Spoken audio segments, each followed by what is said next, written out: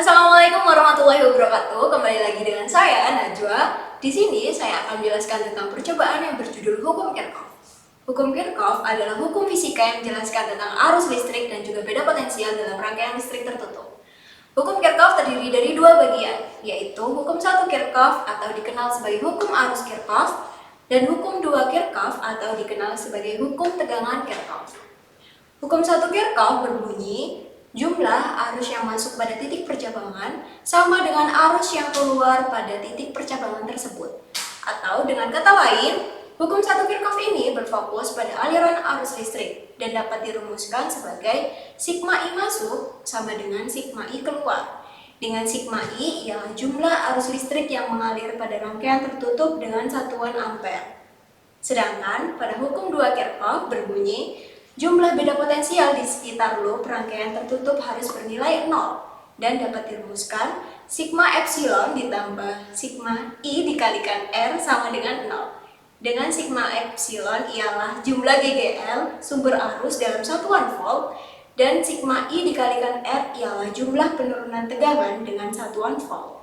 Pada percobaan kali ini memiliki tujuan yaitu menentukan kuat arus pada setiap cabang dalam suatu rangkaian listrik dan besarnya nilai beda potensial antara dua titik dalam suatu rangkaian listrik. Berikut merupakan alat bahan dari hukum Kirchhoff. Yang pertama yaitu ada satu buah multimeter digital, selanjutnya ada satu set breadboard, ada satu set resistor, lalu ada 2 buah baterai, dan juga ada 4 buah konektor. Berikut merupakan mekanisme percobaan hukum Kirchhoff. Variasi yang digunakan dalam hukum Kirchhoff ada 2, yaitu rangkaian 1 loop dan juga rangkaian 2 loop. Pertama, rangkaian 1 loop. Mula-mula, ukur tegangan pada baterai dan juga setiap resistornya.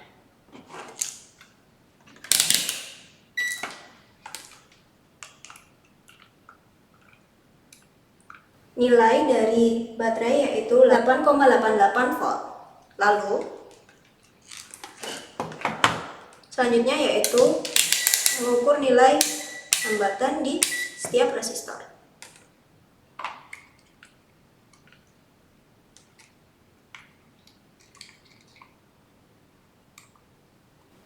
Nilai dari resistor pertama yaitu 0,988 kilo ohm.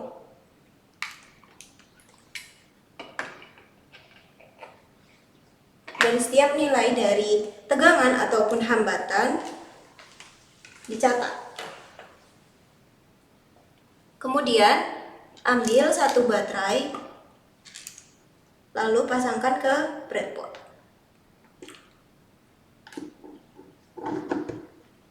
Lalu ambil satu baterai kembali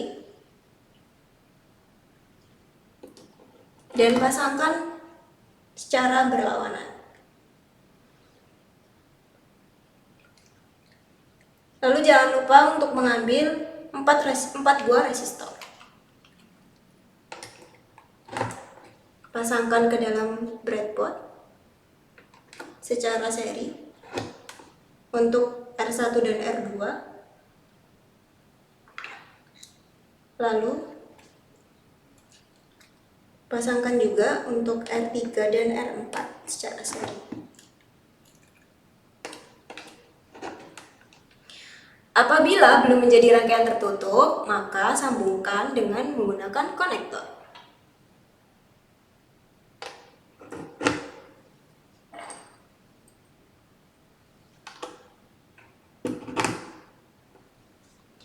Jika sudah menjadi rangkaian tertutup dengan satu loop, maka ukur nilai arus dan juga tegangan dengan menggunakan multimeter digital.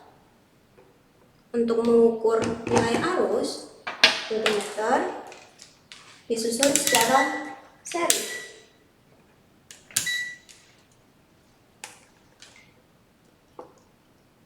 Nah, untuk nilai dari arus yaitu 1,5 mA. Lalu untuk mengukur tegangan dengan menggunakan rangkaian secara paralel di setiap resistornya.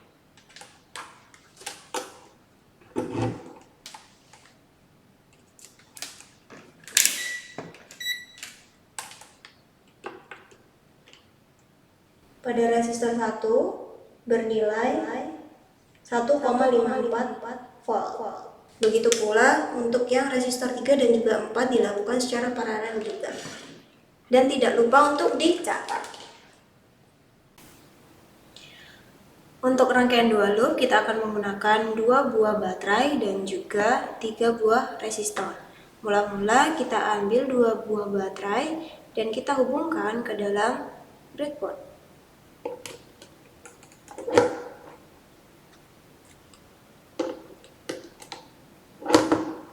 Lalu kita ambil 3 buah resistor yaitu R1, R2, dan juga R3. Untuk R1 kita pasangkan ke breadboard dan juga R2 kita juga pasangkan ke breadboard secara seri. Lalu untuk R3 kita pasangkan secara paralel. Lalu tidak lupa kita menggunakan 5 buah konektor dan kita pasangkan ke breadboard juga.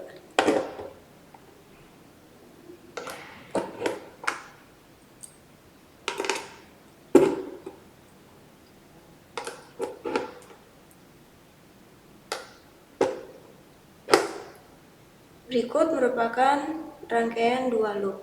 Untuk menghitung nilai tegangan dan juga nilai arus, kita bisa menggunakan multimeter digital. Kita pasangkan kabel probe ke multimeter digital.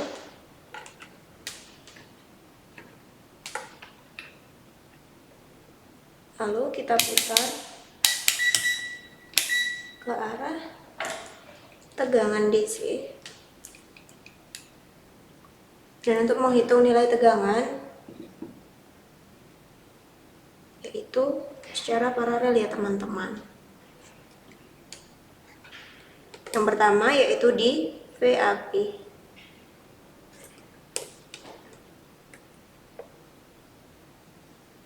Dicatat nilainya untuk VAB, lalu ada di VBC. Begitu pula pada VDI.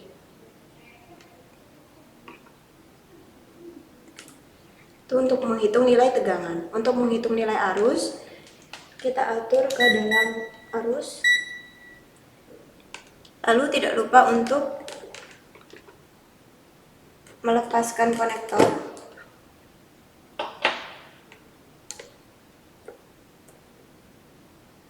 Berikut merupakan I1. Lalu kita pasangkan kembali konektor.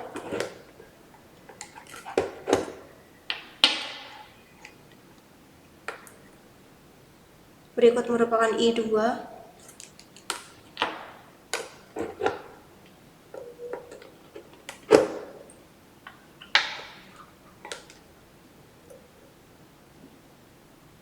Dan ini merupakan I3. Dan tidak lupa kita menggunakan variasi resistor yang kedua yaitu R3 diganti menjadi R4.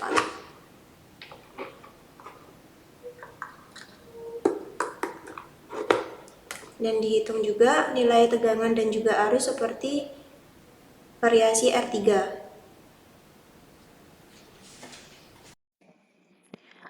Baik, sekarang kita akan masuk pada bagian data dan pembahasan untuk percobaan hukum Kirchhoff. Berikut merupakan tabel hasil pengukuran pada rangkaian satu loop untuk variasi R4, di mana di sini terdapat 3 kolom. Kolom yang pertama merupakan kolom komponen yang terdiri dari nilai semua komponen yang ada pada rangkaian satu loop. Dalam hal ini terdiri dari R1, R2, R3, R4, GGL1 untuk baterai yang pertama, GGL2 untuk baterai yang kedua. Kemudian kolom yang kedua ini adalah kolom untuk tegangan yang terukur oleh multimeter pada setiap komponen resistor. Sehingga karena kita menggunakan 4 resistor, maka tegangan yang kita ukur juga akan terdiri dari 4 yang mewakili tegangan pada setiap resistor.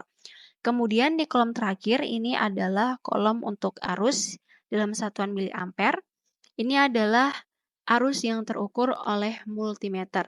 Karena pada rangkaian satu loop itu disusun secara seri dan hanya ada satu loop saja, maka nilai dari arusnya itu akan bernilai sama untuk semua komponen resistor.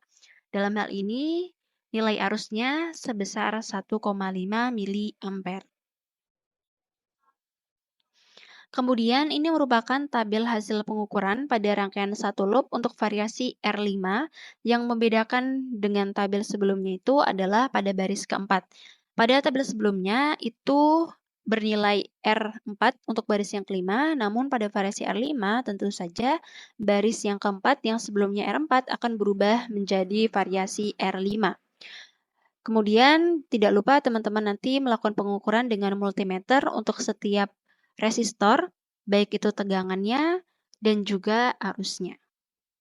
Kemudian kita masuk ke tabel hasil pengukuran pada rangkaian 2 loop untuk variasi R3. Jadi pada rangkaian 2 loop kita hanya menggunakan 3 resistor. Kemudian kita juga mengukur nilai tegangan dari setiap resistor yang kita gunakan. Karena kita menggunakan 3 resistor, maka tegangan yang perlu kita ukur juga ada 3. Kemudian yang pada kolom terakhir, ini merupakan kolom untuk arus yang terukur oleh multimeter pada setiap resistor. Kenapa hal ini berbeda dengan satu loop? Karena pada rangkaian 2 loop itu terdapat percabangan sehingga arusnya itu juga akan mengalami percabangan. Kemudian kita masuk ke tabel hasil pengukuran pada rangkaian 2 loop untuk variasi R4. Sama seperti sebelumnya, yang membedakan adalah pada baris ketiga, di mana pada baris yang ketiga untuk tabel sebelumnya itu adalah nilai dari R3, namun pada variasi R4 tentu saja akan berubah menjadi R4. Kemudian diukur juga tegangan yang mengalir pada setiap resistor dan juga arus yang mengalir pada setiap resistor. Oke, sekarang kita akan masuk ke contoh perhitungan. Nah, pada contoh perhitungan kali ini, saya akan menggunakan sampel dari rangkaian satu loop pada variasi R4. Nah, di sini diketahui nilai dari R1, R2, R3, R4 yang semulanya itu dalam satuan kilo ohm, kita konversi menjadi satuan ohm.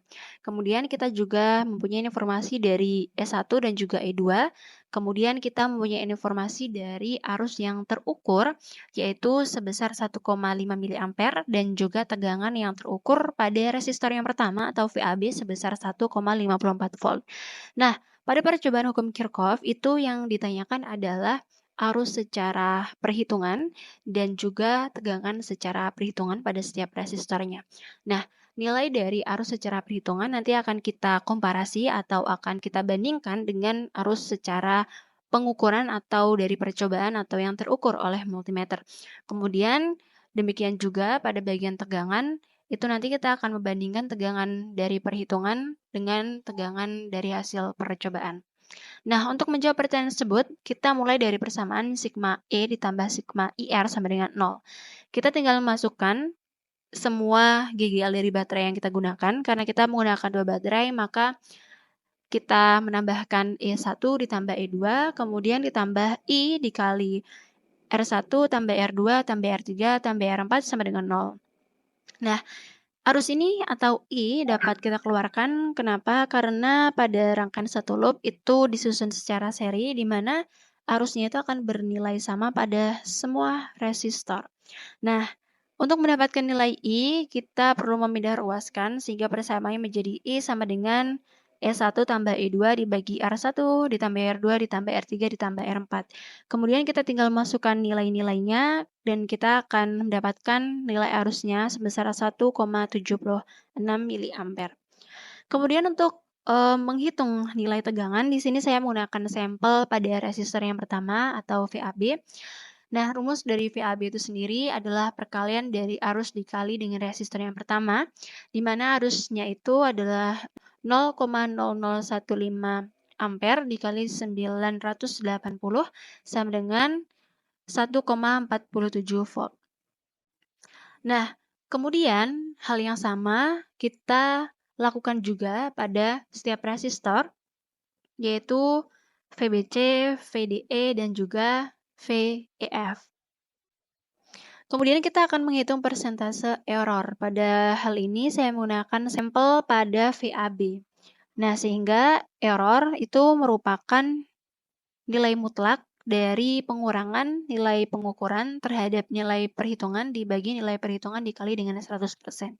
Kita tinggal masukkan nilainya, yaitu 1,54 dikurangi 1,47 dibagi 1,47 dikali 100%.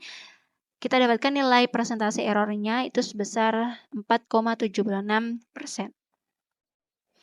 Nah, setelah kita melakukan contoh perhitungan, tentu saja kita akan mencantumkan data dari hasil perhitungan.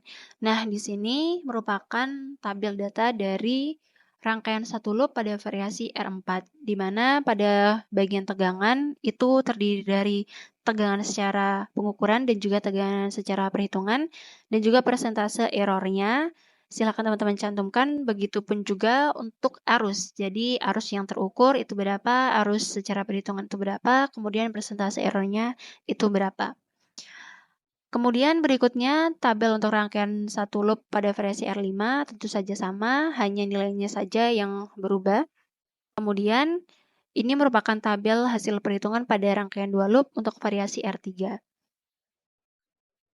Ada tegangan secara pengukuran, tegangan secara perhitungan, nilai persentase errornya, nilai arus secara pengukuran, arus secara perhitungan, kemudian persentase errornya. Tabel serupa juga kita lakukan pada rangkaian dua loop untuk variasi R4. Nah, kita masuk ke poin pembahasan. Jadi apa saja yang menjadi poin-poin pembahasan pada subbab pembahasan? Itu yang pertama, silakan teman-teman jelaskan ya mengenai data dan juga hasil analisis data teman-teman. Kemudian silakan teman-teman bandingkan data hasil pengukuran dengan data hasil perhitungan. Bagaimana nilainya, apakah sama, apakah errornya bernilai besar gitu. Nah, apabila nilai persentase itu besar ataupun kecil, silakan teman-teman jelaskan alasannya kenapa hal tersebut itu bisa terjadi. Kemudian di poin yang keempat, silakan teman-teman jelaskan perbedaan antara percobaan menggunakan satu loop dengan dua loop. Silakan teman-teman jelaskan perbedaannya itu seperti apa, bagaimana tegangannya, bagaimana arusnya, seperti itu. Kemudian di poin kelima, silakan teman-teman jelaskan apakah hasil percobaan yang sudah teman-teman lakukan itu sesuai dengan hukum Kirchhoff yang pertama dan juga hukum Kirchhoff yang kedua. Dan teman-teman juga harus menjelaskan gejala fisis apa saja yang terjadi selama percobaan yang sudah teman-teman lakukan, dan teman-teman harus mengkaitkan fisis itu dengan dasar teori yang sudah teman-teman cantumkan pada bab 2 secara detail. Kemudian yang terakhir, silakan teman-teman sebutkan dan juga jelaskan secara singkat saja apa saja faktor error dari percobaan yang sudah teman-teman lakukan. Sekian pembahasan pada percobaan hukum Kirchhoff kali ini. Untuk melihat pembahasan percobaan lainnya, bisa kalian akses melalui kanal YouTube Laboratorium Fisika Dasar ITS. Saya Najwa, pamit undur diri. Wassalamualaikum warahmatullahi wabarakatuh.